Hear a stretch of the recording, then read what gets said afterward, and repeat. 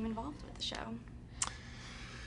I was sent the script initially and asked to audition for Mad Sweeney. I think my agent said, don't audition for that, this should be an offer. Then they cast it, and then they came back and said, okay, well, maybe we'll send you an offer. So I was asked to do it. I read the first 5 or 6 scripts, and I thought they were unlike anything I had ever read before for television.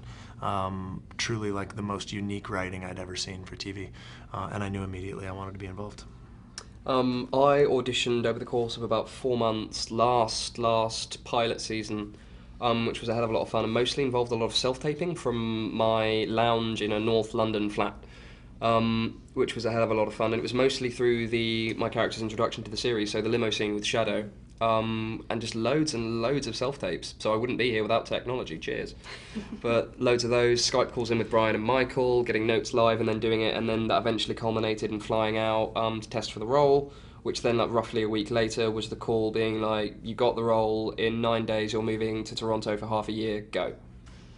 And had you read the book, either of you, before? Neither of us had before we got our jobs, but once I got the job, I've listened to it on a book on tape, which is the easiest way for me to read at this point, and so I took it from there. Indeed, and then after I got the role, of course read the book, and then from there used that as a springboard further into Neil's world. So some personal favourites: Ocean at the End of the Lane, Neverwhere, Anti-Boys, wonderful stories.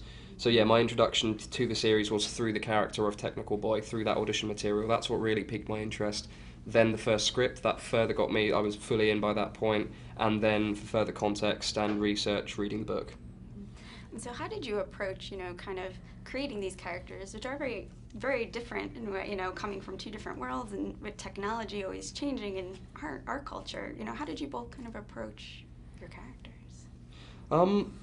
So for me, it was really important to try and find the metaphor I use as the filter through which he sees the world. So something to bear in mind that he is not entirely human. Part of him is human because he's born from human belief, but also part of his consciousness is artificial. So he literally thinks faster than any other human can process information, faster than any computer that exists today. There's that.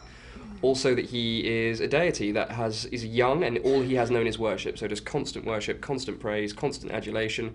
That's all in as well. And he's got to interact with these inconsiderate sacks of meat called people who are stealing his oxygen and refusing to do exactly what he knows is the best course of action. How rude. And then more to the point, they're actually working against him. So it was basically just finding the integration point of how he thought, and then again incorporating our relationship to technology as a society, but just getting into his headspace, and then from there working out how he would interact or not with people around that. To me, it was really important to get into the idea of feeling underappreciated.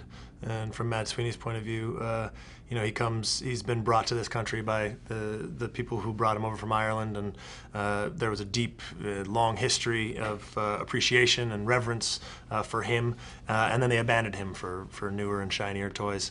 And so tapping into the feeling of having had reverence and appreciation, and then losing it and feeling underappreciated. And what's been your favorite parts of being involved in the show so far? Getting to step on to set, knowing that you are part of a team of the most fantastic people in the world at what they do, who are really, really enjoying it, and that you're in a safe environment to work and play on some of the best writing.